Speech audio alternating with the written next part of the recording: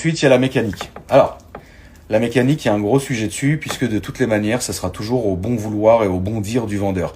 Un faux carnet d'entretien, on connaît, ça existe. Des fausses factures, ça existe aussi. Un faux suivi, ça existe aussi. Là, on va parler de carte verticale. Très bien.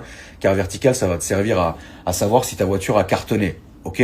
Ça va te servir qu'elle ait plus ou moins de manière exacte son kilométrage. Très bien. Mais ça va pas te montrer si Johnny il a fait la vidange. Ça va pas te montrer si Johnny il a fait tous les entretiens en temps et en heure, et surtout où et comment il a fait les entretiens. Et donc finalement, tu vois, j'ai un petit conseil d'ailleurs, ça c'est important par pitié, tu vois. Genre, même si vous le faites vous-même, ne le mettez pas sur l'annonce. Ne le prenez pas mal ce que je vais dire, la famille, parce que je sais que dans ma communauté, il y en a plein qui sont dans ce cas-là. Quand vous vendez votre voiture, par exemple, et que vous rédigez l'annonce sur Le Bon Coin ou sur la centrale, évitez d'écrire révision ou changement de triangle ou changement fait par mes soins. Ça fait peur, je vous le dis. Même si tu peux être le meilleur mécano, la famille, jamais je mettrai votre parole en doute, tu vois. Mais en tant qu'acheteur, faites par mes soins, t'as envie de lui dire, mais t'es qui, frérot? Mettez plus, mettez rien limite. Tu vois ce que je veux dire? Ça fera moins peur que faites par mes soins. Ouais, mais tu es qui, toi, frérot? Vous savez que vous savez bosser. C'est votre voiture, vous l'aimez, vous savez l'entretenir. Mais le vendeur, l'acheteur, vous connaissez pas les refs. Tu vois ce que je veux dire? Donc, évitez ce genre de truc.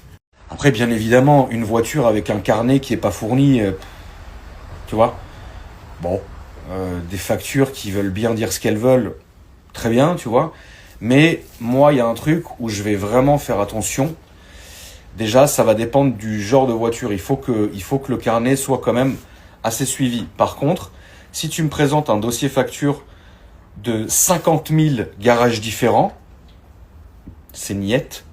Par contre, si tu me présentes des factures toujours du même garage, même si c'est pas un garage connu, même si c'est pas le concessionnaire en lui-même, même si c'est pas un spécialiste de la marque, je te jure que de voir qu'une voiture a été pendant 5 ans ou pendant 10 ans chez la même personne, ça va me rassurer. Finalement, on prend l'exemple d'une Porsche. On met un étalon d'or sur le carnet Porsche, mais non mais d'accord, très bien. Mais Porsche, ça reste des mécanos comme les autres, hein. Et Porsche, ils utilisent les mêmes pièces que tu peux utiliser dans le commerce. Tu vois ce que je veux dire? Il se passe pas un tour de magie où il y a un mec qui descend des cieux, le mécano Porsche ultime, machin. Non, ça reste de la mécanique, ça reste des voitures, ça reste des pièces, etc.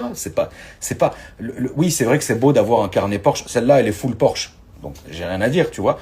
Mais celle-là, elle serait arrivée avec un carnet d'entretien où il y a eu Porsche pendant 10 ans, et ensuite ça a été que le même mec. Vas-y, j'aurais dit ok, tu vois.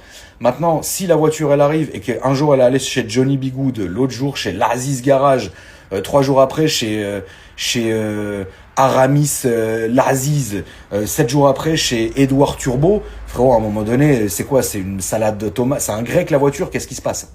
Et donc, moi, alors le kilométrage, je vais y faire attention, mais en fonction de la voiture.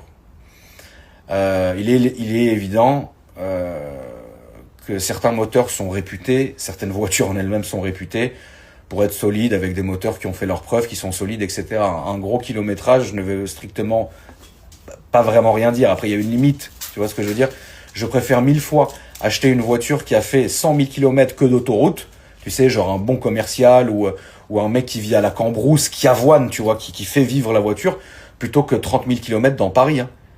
Non, 30 000 km dans Paris, frérot, la voiture va la jeter, frère, hein. Tu sais, il y en a, hein, des comme ça. Je connais des gens, ils sont jamais sortis de Paris avec leur voiture. Voilà l'état du moteur, frère.